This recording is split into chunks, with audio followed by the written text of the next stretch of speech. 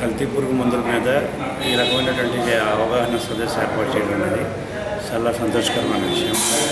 దాదాపుగా నా 20 సంవత్సరాల జర్నలిస్ట్ లైఫ్లో మొట్టమొదటిసారిగా ఈ రకమైనటువంటి వర్క్షాప్ ఇక్కడ కర్నూలులో జరిపించడం అనేది, ఈ విజయ సంస్థ చేయడం అనేది చాలా సంతోషకరమైన విషయం.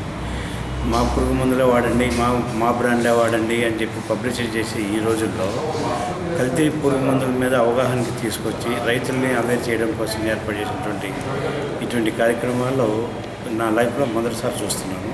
చాలా సంతోషించదగ్గ విషయం. ఈ వ్యవసాయ ప్రధానమైనటువంటి ఈ భారతదేశంలో ఈ పురుగు మందుల యొక్క పాత్ర చాలా ఎక్కువ ఉంది. ఈ అధికోత్పత్తి సాధించాలంటే సరైనటువంటి సస్యరక్షణ చర్యలు తీసుకుంటే తప్ప ఈ అధికోత్పత్తి సాధించలేము.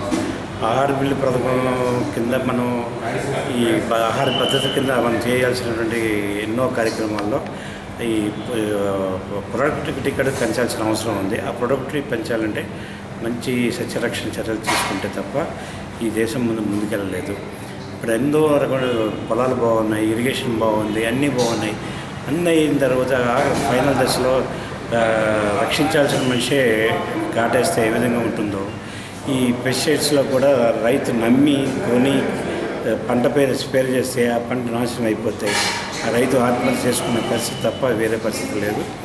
ఇన్ని చట్టం ఉంది, అన్నీ ఉన్నాయి. ఏమున్నా కూడా ఈ పబ్లిక్గా జరుగుతున్నటువంటి ఈ కల్తీ మందుల ఈ భాగవతాన్ని అందరూ కలిసికట్టుగా మనం అరికట్టుకుంటే తప్ప ఈ రైతుల్ని ముందుకు తీసుకెళ్ళలేని పరిస్థితి ఉంది.